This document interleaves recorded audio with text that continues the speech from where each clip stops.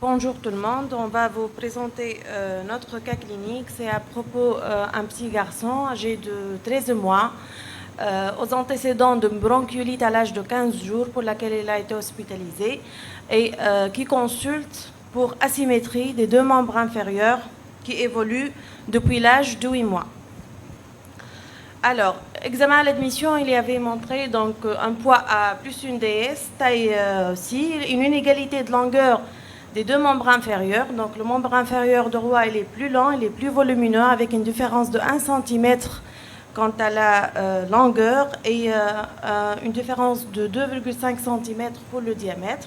Une hydrocèle vaginale, l'époux périphérique était présent et symétrique et la bandelette urinaire n'a pas montré de protéinurie.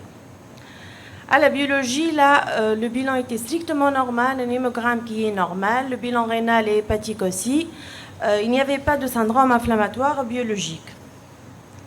Alors ma première question, c'est comment objectiver une inégalité de longueur entre les deux membres inférieurs.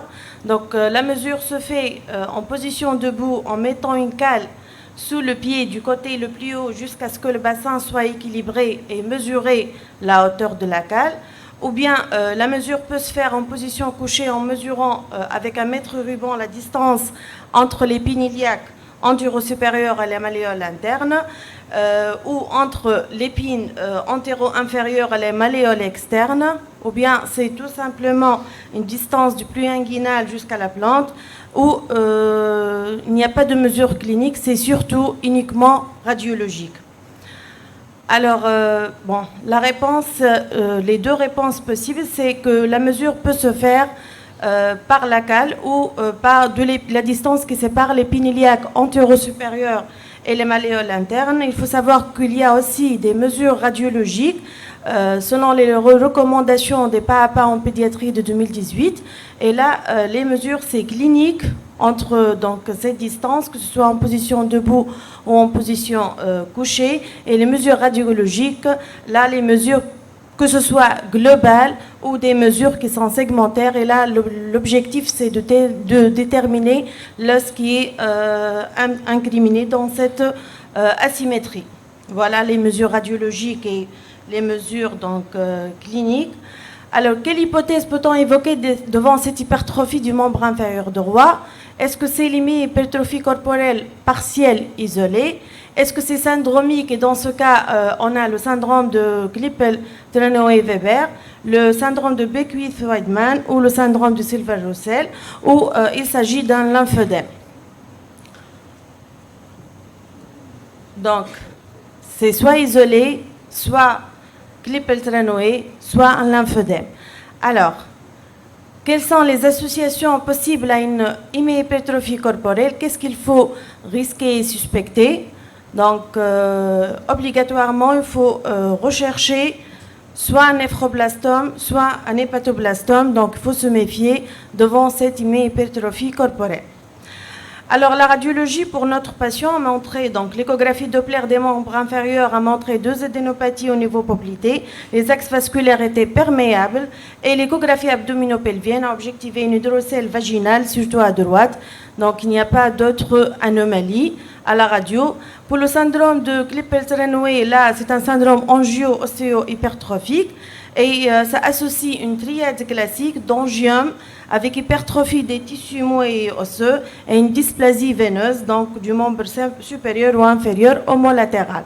Or, ce n'est pas le cas pour notre patient.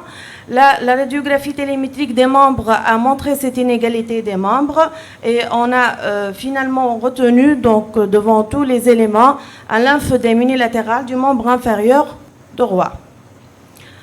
Quelles sont les mesures à proposer pour ce lymphœdème? Donc, soit une compression élastique, est-ce qu'on donne des bandages peu élastiques, un drainage manuel, une pressothérapie pneumatique ou la chirurgie? Toutes les réponses sont possibles, donc sont justes. Ça dépend de l'inconfort du patient, ça dépend de l'indication et de l'évolution quant au traitement. On débute généralement par les drainages, par les soins et par les compressions. Et petit à petit, donc parfois la chirurgie, elle est indiquée. Alors l'évolution au cours du suivi à la consultation externe de notre patient, on a remarqué une accentuation au fil des années de la différence de diamètre entre les deux membres inférieurs avec un 12 cm d'écart, une stabilité de la différence de longueur à 1 cm et des épisodes résipels à répétition avec une bonne évolution clinique sous traitement antibiotique. Voici les images donc, de cette asymétrie donc, du membre inférieur. À la biologie et devant la récidive donc, de ces infections et dans le cadre d'un doute à un déficit immunitaire associé, on a pratiqué en première intention une numération formule sanguine qui a objectivé une lymphopénie et l'électrophorèse a montré une hypoalbuminémie à 25 grammes par litre. Alors, un lymphodème unilatéral du membre inférieur. L'association à une hypoalbuminémie à ce stade avec une lymphopénie fait penser à une entéropathie exsudative. Là, il faut se méfier et le plus probablement d'origine lymphatique. On va voir donc, on va voir l'étiologie. Alors, comment confirmer le diagnostic d'entéropathie exsudative? Donc, est-ce qu'on fait une expression fécale de l'albumine marquée à l'iode 131 ou au chrome 51? Est-ce que c'est la créatorée, la clairance de l'alpha-antitrypsine ou la stéatorée? Voilà, donc c'est la clairance de l'alpha-antitrypsine qu'il faut la faire et qui permet de confirmer le diagnostic parce que c'est la méthode de référence avec une sensibilité de 93% et une spécificité de 92. Elle est calculée à partir d'un taux sérique et d'un taux fécal 3 jours de suite et elle est normale si inférieure à 13 ml par 24 heures. Là, il faut la formule, c'est la concentration de l'alpha-antitrypsine dans les selles fois le poids de sel de 24 heures sur la concentration sérique. Pour notre patient, la clairance était à 19,27 ml par 24 heures, donc c'est pathologique.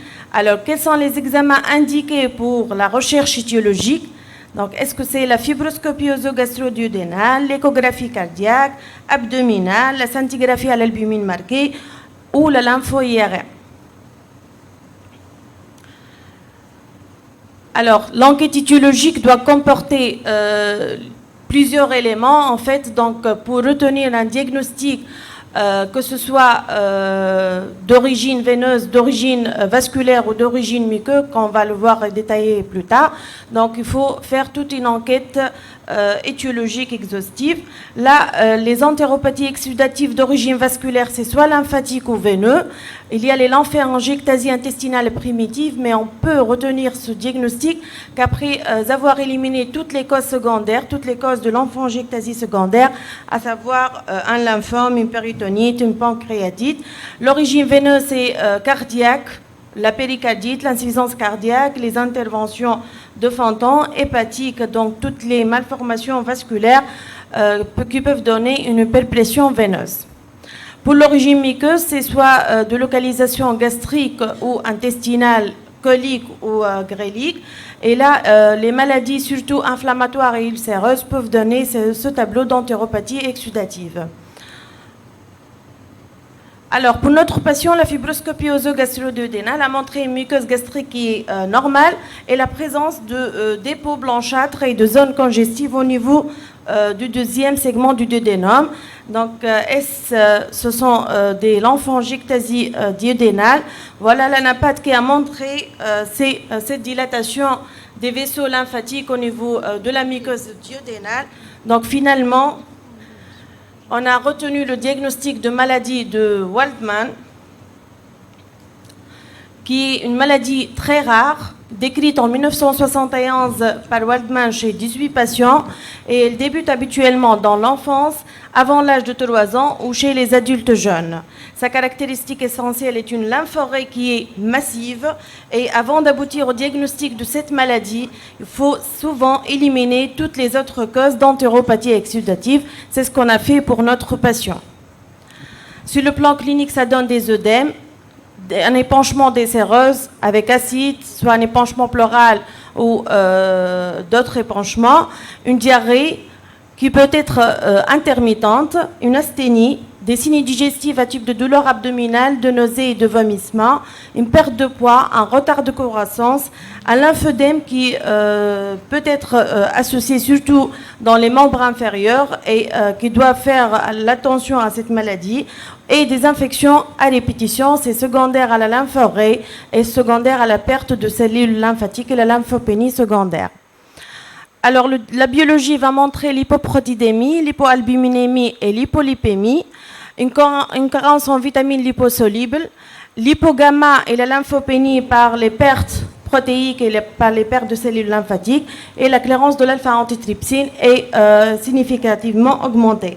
La fibroscopie, comme notre patient, va montrer ces dépôts blanchâtres au niveau de la muqueuse digestive, et la biopsie duodénale va confirmer ce diagnostic en montrant des dilatations lymphatiques qui sont plus ou moins importantes.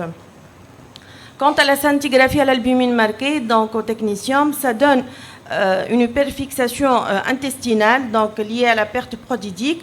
Sa sensibilité est très bonne, mais elle est remplacée par la clairance de l'alpha-antitrypsine.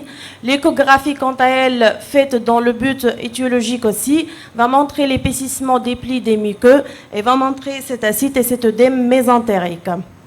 La lympho-IRM, donc, c'est une technique qui est prometteuse, qui permet de faire le diagnostic et de visualiser le système lymphatique de tout le corps sans injection de produits de contraste. Elle va montrer des dilatations lymphatiques, le canal thoracique, l'épaississement des muqueux. Et chez l'enfant, elle permet d'étudier et l'atteinte digestive et toute atteinte lymphatique, même une atteinte qui est plus diffuse. Alors, quelles sont les mesures thérapeutiques à proposer?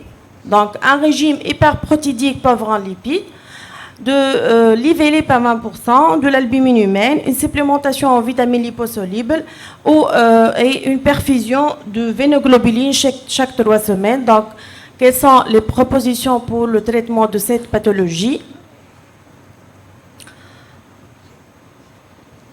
Alors, toutes les réponses donc, sont justes, à part de la perfusion qui n'est pas systématique chaque 3 semaines.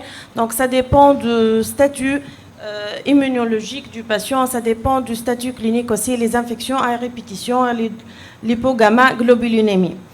Alors, donc si on résume, devant tout œdème plus ou moins généralisé, la présence de diarrhée chronique avec à la biologie la diminution de l'albumine, l'association à une anémie, parfois à une lymphopénie, si même on a une maladie qui prédispose et qui peut se compliquer d'une entéropathie, il faut toujours y penser et il faut faire le dosage et la clairance de l'alpha-antitrypsine. Et là, si c'est supérieur à 13 ml par 24 heures, on a le diagnostic. Si c'est négatif et on a toujours la forte suspicion, pensez à refaire le test après la mise du patient sous antisécrétoire parce que ça peut être une gastropathie exsudative. Et voilà, donc si le diagnostic positif d'entéropathie a été retenu, là, les étiologies, donc, comme déjà dit, donc, soit vasculaire, soit muqueux. Et là, l'exploration étiologique, donc, il y a pas mal d'examens complémentaires à faire, mais savoir donc coupler la clinique et les examens complémentaires. Finalement, l'entéropathie exsudative, c'est une perte excessive de protéines plasmatiques, plus ou moins de cellules du système lymphatique dans la lumière du tube digestif. Ça associe une hypoprotidémie qui est constante. La clairance de l'alpha-antitrypsine fait le diagnostic et le pronostic dépend de la maladie causale. C'est surtout un traitement symptomatique qui est lourd, qui est souvent inefficace en l'absence d'un traitement étiologique accessible. Merci.